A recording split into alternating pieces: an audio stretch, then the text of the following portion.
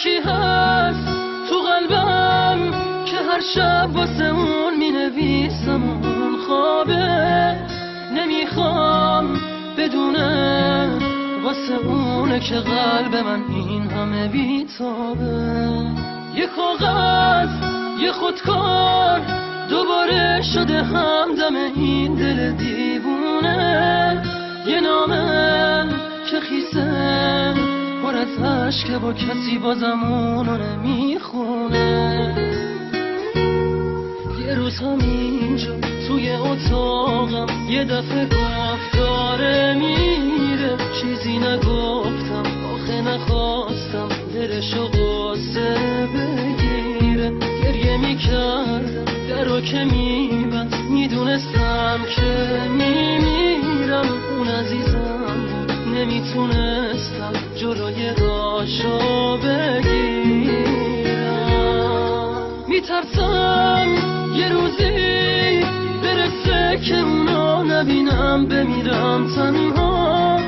خدایا کمک کن، نمیخوام بدونه دارم جون میکنم اینجا.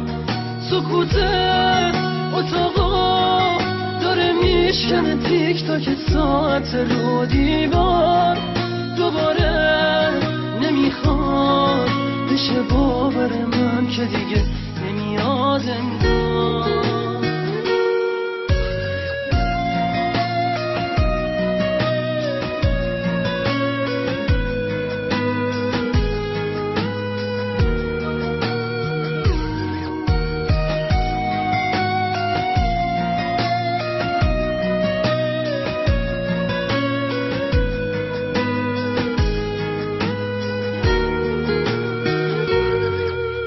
همینجا توی اتاقم یه دفعه گفت داره میره، چیزی نگفتم آخه نخواستم دلشو قصه بگیره.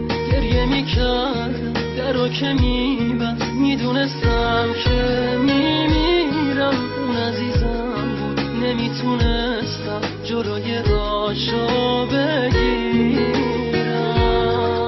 یکی هست تو قلبم که هر شب واسه اون می نویسم اون خوابه، نمیخوام بدونه واسه اونه که قلب من این همه بیتابه. یه کاغذ یه خودکار دوباره شده همدم این دل دیوونه، یه نامه که خیسه پر از عشقه با کسی بازم اونو